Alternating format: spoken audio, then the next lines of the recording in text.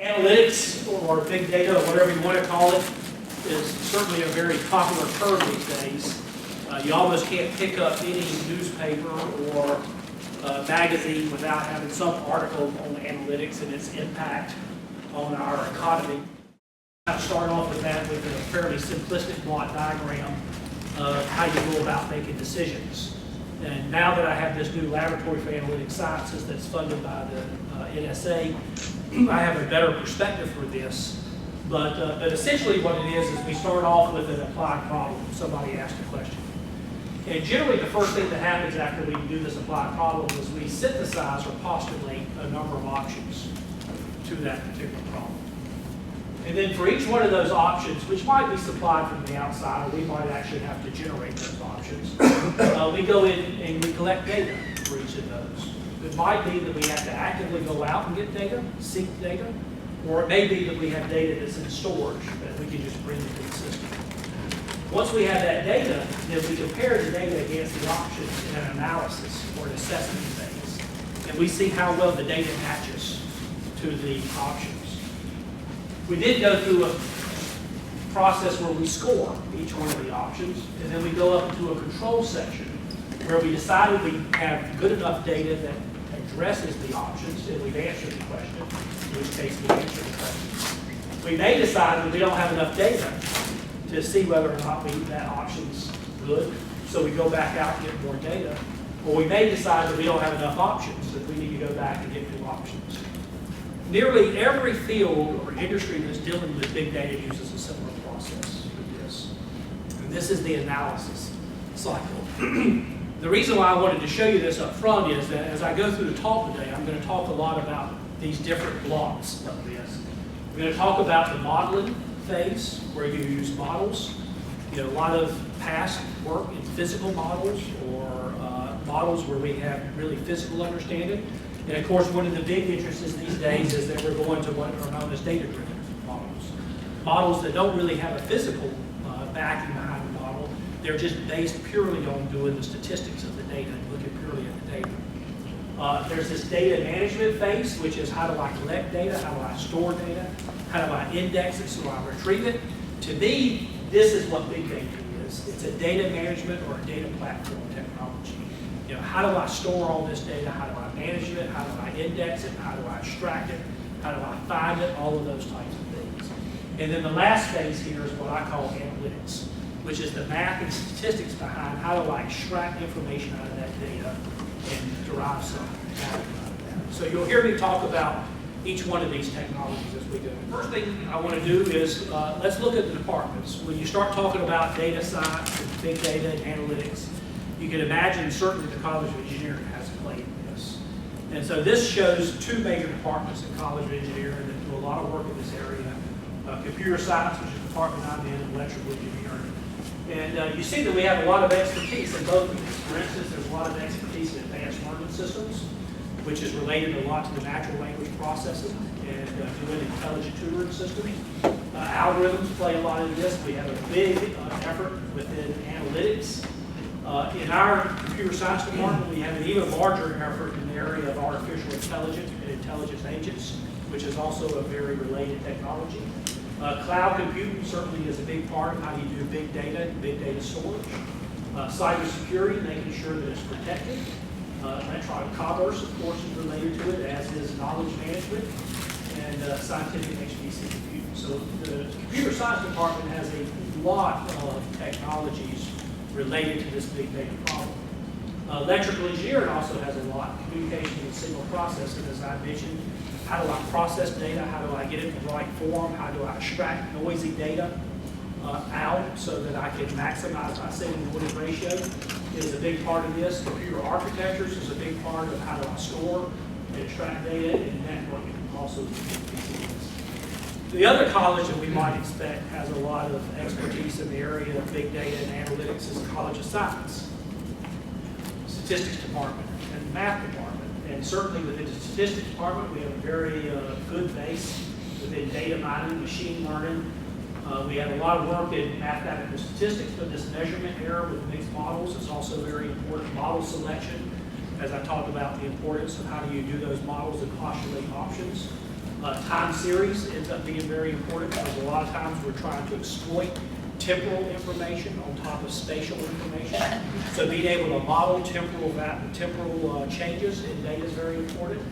Within mathematics, numerical analysis, optimization control, very important, as is dynamical systems, and then financial mathematics plays a big role in this. So those are the obvious areas where you think that, that there'd be a lot of expertise within big data.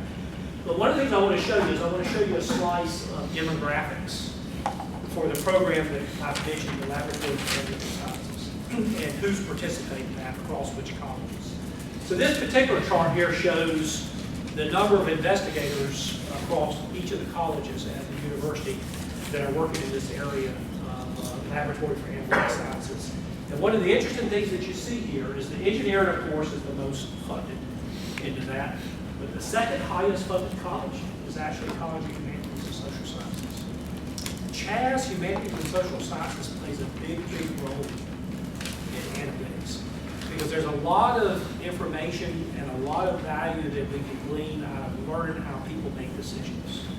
Because we're never going to replace the person in this process. That's one of the things that I've learned out of this is that within the Defense Department we have something called automatic target recognition. And when automatic target recognition, which is like artificial intelligence, came out, everybody was, of course, saying that what this was going to do was we're going to replace the humans. And we would just automatically find stuff.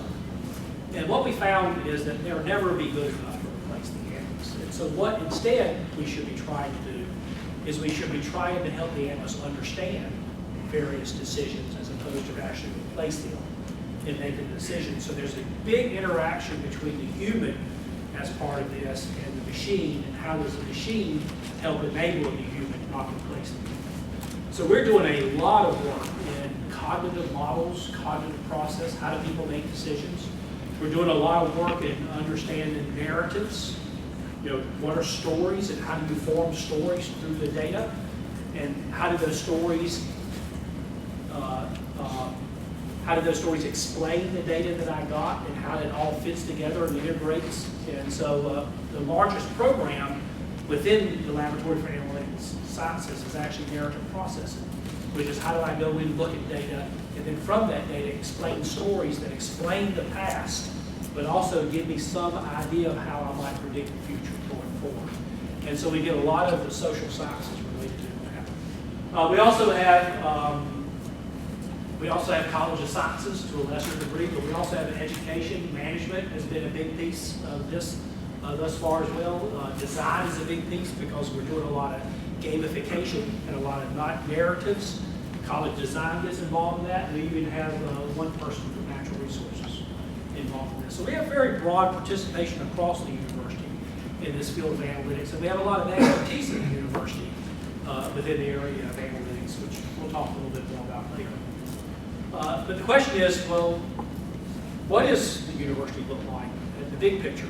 And so, you know, one of my favorite types of charts is a stoplight chart. I don't know, I suspect everybody here is familiar with them.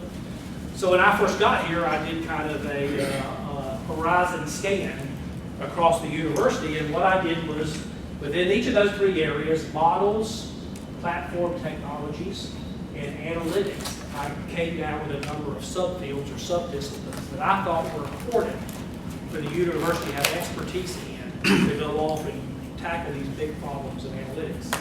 And then I went through each one of the departments, and I did a red for we have no expertise in that area, a yellow for we might have some expertise, but they're busy doing other things, or we might not have that much expertise, or green, we have lots of expertise. And I did this for every department that I could talk to, which is a little daunting doing something like this at a university, because whenever you do a stoplight chart, it's purely subjective. You're just doing this. But what I did do is I went and talked to all the departments, showed them what I did, and just got them to comment on it, or tell me that I was crazy. And then what I did is I integrated them all across, overall for the whole university, and I identified a few areas where I thought we were a little weak, where we didn't have as much expertise as we needed to have going into the future. Now, one of the reasons why I did this is because 2 years ago, our chancellor announced announced a Chancellor's Faculty Excellence Program, which was a cluster hiring program. The Chancellor noted when he came here was that the university student populations doubled in the last 10 years or something like that. You might know the statistics better than I do. But it was a huge increase in the number of students that we had, but the number of faculty had been flat. And so we were asking more and more from the faculty, more teaching responsibility, but also much more research responsibility. And then we needed to be aggressive about hiring new faculty, so he started a cluster hiring program. And we alternate departmental hires with cluster hires. And so I put together a proposal to go off and hire 4 senior faculty members in the area of big data analytics. And so when all the proposals came in, I think there were 70-some total, they noticed that there were several of them that were fairly similar.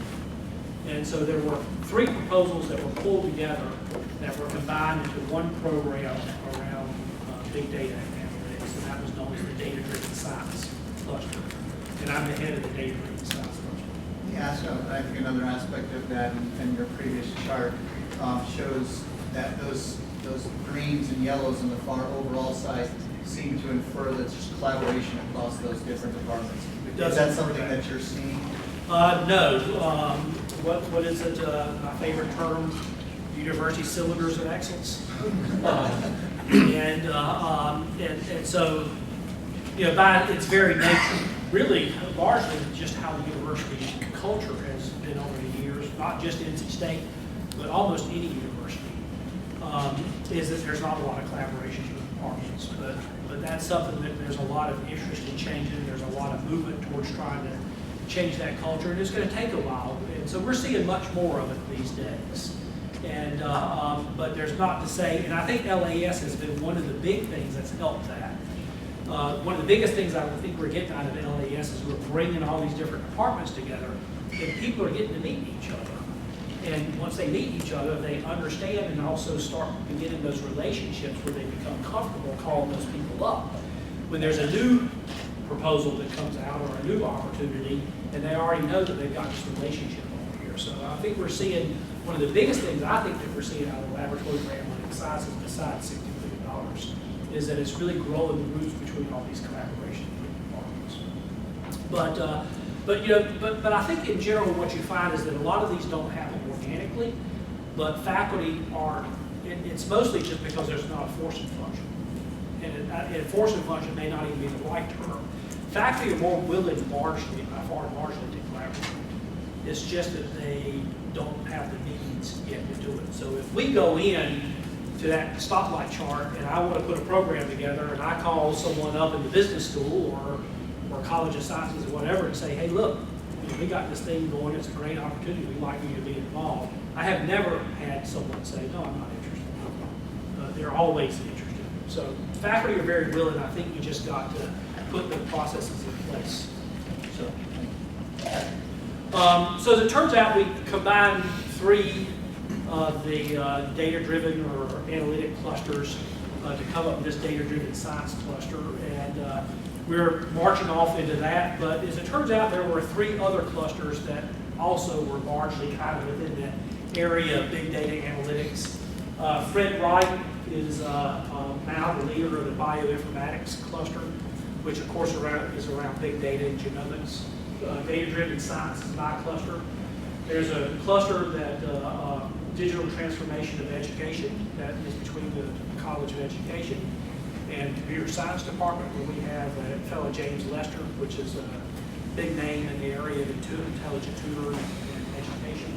And then Hugh Devine and now Ross Vickenmeyer is leading the geospatial analytics. So we've got a lot of these clusters right around the analytics area.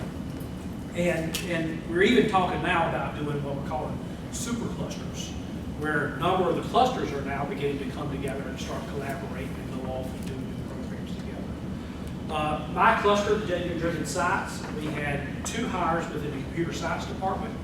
One hire was for someone that was a high-performance data storage person, someone that knew a lot about how do you store and retrieve data. We've hired that particular candidate out of the College of William & Mary, and he's supposed to start this summer. We had another hire from the statistics department, a data mining person, and we hired her. already. She's here already, Allison Wilson. And then we have 2 positions left, one in the mathematics and one in computer science. The mathematics position, we're looking for someone that's an applied discrete mathematician, probably someone in the area of topology and Excel lab. And by far and large, when the department hires someone, it's for a tenure track or tenure position. Tenure track, tenured faculty by far and large within most departments conduct fundamental research. Fundamental research is defined as basic research and early applied research. Basic research, for those of you who don't know, is simply a quest for understanding. If you're trying to solve a problem, you're not doing basic research. Basic research is I just want to understand the problem. Applied research is now I'm trying to actually solve the problem. So as I tell people that if you wanted to build a new kidney, an artificial kidney, the first thing, of course, you would do is you would do the basic research to understand how does a kidney fundamentally work. So actually most research in the biological sciences is basic research. It's about a quest for fundamental understanding. Whereas most research in engineering is usually about solving a problem, and it's more applied research. Faculty generally work within those 2 areas. Basic research, very early applied research. Largely, the agencies that fund that are federal agencies. OXRs is a term for the basic research organizations within the Defense Department. NSF, NIH, of course, are really big in those areas. And faculty are rewarded largely based on what's known as the H-index. H-index is almost the metric that every college uses, every department uses to decide whether a faculty is going to be tenured or not. H-index is a measure of how many publications you get and how many people are referencing the publications that you wrote. So with faculty, at the end of the day, it's really all about publications and writing publications that other people are referencing. It's not necessarily about solving industry problems. And this is one of the reasons why industry is reticent to support faculty members. Because the industry will come in and they'll give a lot of money to faculty, and at the end of the effort, faculty will write a research paper out of it. And the industry says, well, what am I going to do with that? Right? Institute for Advanced Analytics at NC State, hugely popular program, hugely successful program. They do practicums every year. So companies come in and they suggest problems for IAA. The line of companies into IAA to suggest problems goes out the door and down the street. They've got so many companies coming in wanting IAA to work on their problems that you know it's like trying to get accepted to Calvert. The numbers are so off. And the question is why? Is it because IAA does them for free? And I submit that it's not because IAA does them for free. The reason why they have so many people is because the company gets an answer to their problem. They don't get a paper. Right? They answer real problems. And so one of the things we're trying to do, you know, analytics is a great field, and there's a lot of interesting research. But at the end of the day, what makes analytics so powerful is companies, and almost all industries are using this, is they have real problems they want to solve. And if we really want to grow the analytics and big data at NC State, we have to make sure that we're going off in the industry and solving some of those problems. So what we're trying to do is how do we posture NC State so it's not just doing fundamental research in application-independent types of technologies, but we also have a piece that's working with industries to go off and take that and translate it out and solving some of their real problems. And if we can do that and do that effectively, then we'll grow a much better environment and ecosystem here at the university. So how do we do that? Well, one of the hot things and buzzwords these days that really, I think, came out of the medical community is translational research. And translational research within the medical domain is how do I take the clinicians, the end users, and then tie them back to the basic researchers so that I have this nice pipeline and I don't have this gap in the middle where basic research never gets translated out to some effective stuff. And so end users in this case are clinicians.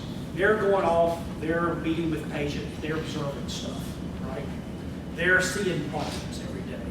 We have basic researchers, fundamental researchers on the far left. The problem is the fundamental researchers never get to talk to the end users to figure out what their problems are. The end users never get to talk to the fundamental researchers to figure out what stuff that they're doing that could be useful to them, because there's this big gap. And one of the big things that NIH and the medical community is doing is how do we put people in the middle that translate that and bring those two communities together. And what it largely has done is this is a systems function, and the new fields of systems biology and computational biology are actually providing that function, where we pull the end users together with the basic researchers. It's a model that's great. It works really powerful. I can tell you that I, within the intelligence community, I served on a panel once that oversaw one of the intelligence agencies' research. And over the course of 3 days, every single program manager, and it was at NSA, every single program manager came in, I asked them the question, how often do you go talk to the users to find out what their problems are? Because it was pretty obvious for me, just from looking at things that they were doing, they had no value whatsoever to an analyst. They were doing things that were, excuse my French, brain farts. Yeah, wouldn't it be cool if we could do this? And they go off and they put $2 million on it, go off and do it. And I'd look at it and scratch my head and say, I just can't see how that would be any value to anybody at all. And over the course of 3 days, bringing in marching program managers, one program manager said, oh yeah, I've talked to an analyst before. Most of the program managers who are doing the research never ever get to talk to the end user. And one of the great things about our new laboratory for analytic sciences is the NSA is bringing down 25 analysts and 25 researchers. So we're going to co-locate them together. It's a very powerful concept. So the analysts can understand what new research is coming down the line that they might could use, and the researchers understand the analyst problems. And people call that top-down versus bottom-up, and people in business call it inside-out versus outside-in corporations, and there are lots of things there. So the question is, how do we do this within the environment that we're trying to create? How do we take academics that are largely sit here in fundamental research? How do we take industry that largely sit here as end users and tie those two together? And the way we do that, by far and large, is through institutes with employees, people with soft money, research scientists. Nice thing about research scientists, they don't have to worry about tenure. So they don't have to worry about their age and scores. We can have research scientists go off and actually really solve problems. And because these research scientists are just as capable as our faculty members, they can work with the faculty members to try and take things that they're doing in the labs and translate that out to solve school problems. So let's talk a little bit about institutes. Of course, institutes are a hot topic for any university. And so what I did on this particular chart is I said models, platforms, analytics. And then on this side I have research, and on this side I have education. And again, this is a little bit like a stop line chart because it's fairly subjective. But we have an institute called the Institute for Computational Science and Engineering. And that's largely a research institute that kind of sits in the area of models and platforms. They do a lot of simulation. So they do a lot of work with models and how to build big compute systems that can do these simulations in high speed. The Institute for Next Generation IT, this, by the way, sits within the Office of Research, my office. Institute for Next Generation IT Systems sits within the College of Engineering, and it's really much more about platforms. It's big HPC and HPD. This is run by Dennis Keekus and John Schreck and a lot of others. It sits here. It does some research. It does some education. It does a lot of programs around cloud technology. We have two other things that look very much like education programs. One is the Center for Earth Observation, which is a geospatial analytics program. This is a professional science master's program. Not a research program so much. They do research a little bit, but largely it's a science master's, professional science master's program. And then of course the big program we have here is the Institute for Advanced Analytics. And it really is an educational program, not a research program. And then I also put SIMS on here because the Center for Innovation Management Studies is very important because they use a lot of this big data technology. They use a lot of natural language processing and text analytics to go off and solve real problems. And so the model here for SIMS is an important model because they are very connected to the end user. They're solving real problems. And so, but what we're lacking here really is something that ties all this together that's really focused on the research domain. that has models, platforms, and analytics all together. And that's what we're largely suggesting that we go off and build. And you see that we put a little bit on the education here as well, but largely something that's a research institute. And I think probably the biggest reason why I haven't pushed this too much, other than the fact that I have a few other things to do, is I can't come up with a name for it. Data Science Institute just seemed too boring of a name for it. And, but that's kind of the name that we've come up with. And we have a request for authorization plan in process now. It's just not one of the highest priority things for me. But largely what we're trying to do is build this new Data Science Institute. And the new Data Science Institute is going to look something like this. It's going to be a matrix organization. We're going to have tenured and tenure-track faculty that are working on application, independent research areas. Things like how do you measure how much value there is in a particular data source or a particular type of data to solve a particular type of problem? Can I come up with a quantitative measure of that? You know, how do I do sense making on a large scale? How do I do prediction markets? How do I represent knowledge? How do I do narrative processing? They'll be working on these very fundamental, basic, applied research areas that are funded by federal programs.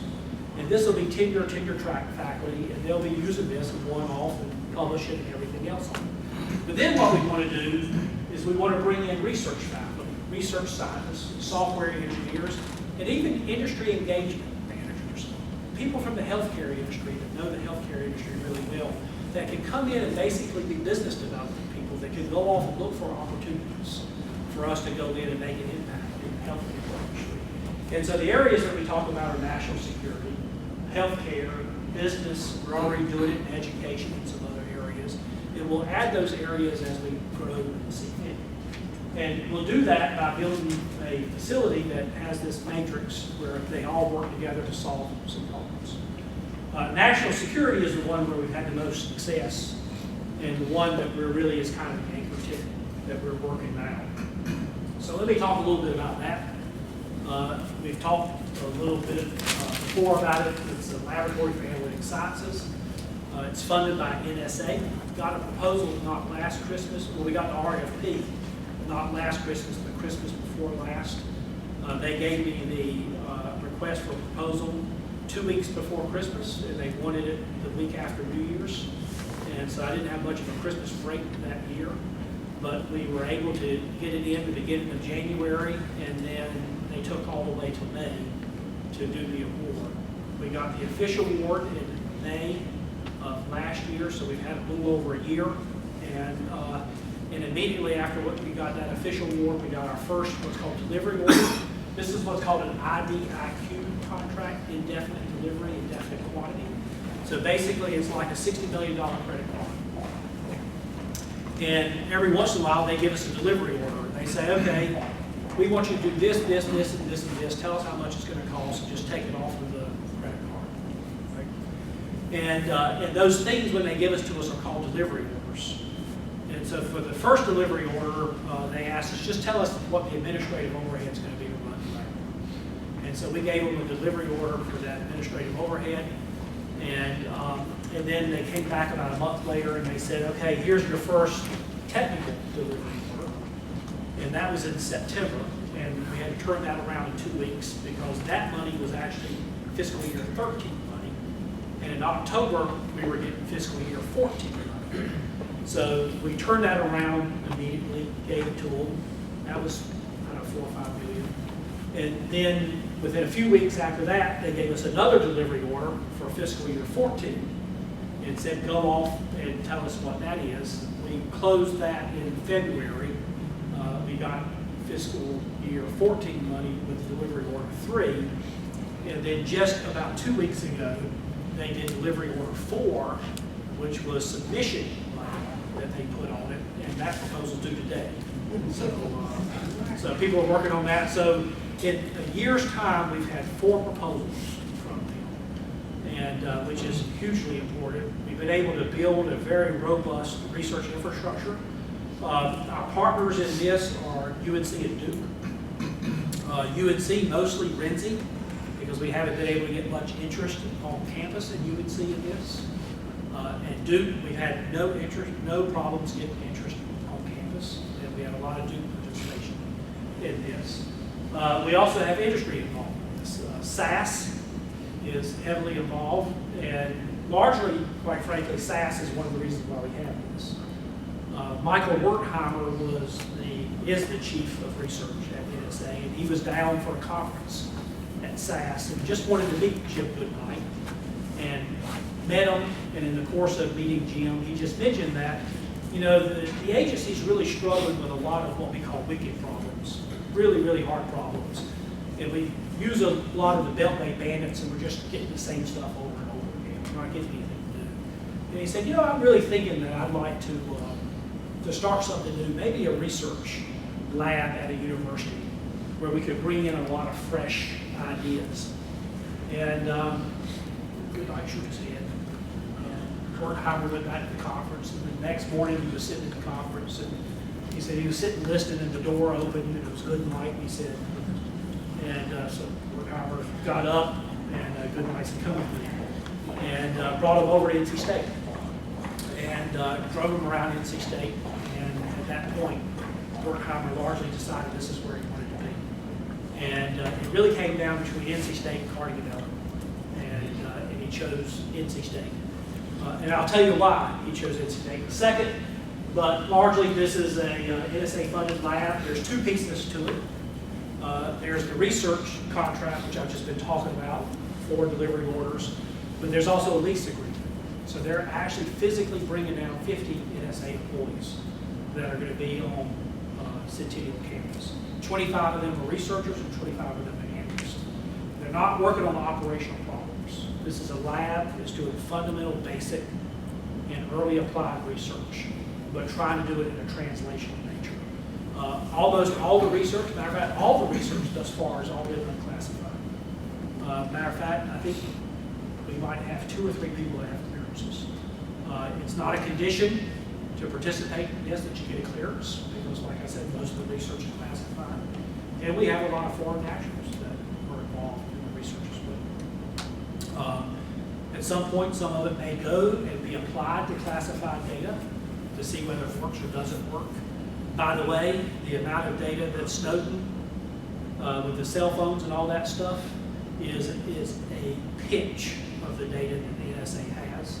NSA basically collects all the data from surface-to-air missile systems that radiate from everything else. And so there are a lot of NSA types of problems. We won't work any on problems that involve cell phone types of stuff. We won't have any of that data, won't work on any of those problems. And by the way, we're working on fundamental techniques anyway. Research for us, I'll get to in a second. NSA has branded this as their goal to build this advanced data innovation hub on Centennial campus that the whole area of research park can come around. And this will be a catalyst to further grow research in this area. And so why NC State? Well, so one thing is that when they came here is they found that there was a deep, and actually people were very proud of the land-grant culture and land-grant institution. Faculty were willing to work on real problems here at NC State as opposed to other universities. Faculty were willing to engage with them. In fact, faculty were more than happy, even people from humanities and social sciences. When they started coming down, faculty from humanities and social sciences in every area were more willing to talk with them. And so they got a really warm reception when they came down, a lot of interest. The other thing is that there is a cluster economy around analytics here in Triangle Park. On the analytics side, you have SAS, you have IBM, you have Quintiles, you have RailLink, you have Census, all working in the analytics area. On the big data area, you have IBM, Cisco, NetApps, EMC. So there's a lot of industry here in the triangle around analytics. There's a cluster economy that's grown up here in the triangle around big data. Not only is there a lot of expertise in the analytics here in the triangle, a lot of expertise at NC State. Whenever you have someone like Jim Goodnight that comes out of the university, there's a lot of coattails involved. There's a lot of relationships between Jim and other people. And so there's a lot of people at NC State that work on analytics problems and have been working on it ever since Jim left and before it became such a hugely popular thing. So there was already a lot of existing expertise here at the university. But the real reason why they came here is that there are lots of people that talk about how do we bring industry, academia, and government all together to solve a problem. It's a hugely popular thing these days. Everybody talks about it. But when Wirt Howard drove through Centennial campus, he saw it in action. You know, we got a 30-year head start on everybody. You know, it's a hugely popular thing these days. I tell you, if you go to Washington, everybody's talking about how do you bring industry, academia, and government together to solve these problems. We started that 30 years ago. We got a 30-year head start on everybody else, and you see it in action. You drive through the middle of the Centennial campus, you see College of Engineering, and right beside it you see Van Hatten, or used to see Van Hatten. Or you see some other, one of the other 70 companies that are on campus, or government organizations. So as soon as Wirt Howard saw that, he said, this is where I got to be, this is where I want to go. So that's the triple helix. How do you bring industry, academia, government all together to work on problems? And so that's why this particular lab is, they're bringing people down, because they want them to become part of the NC State community.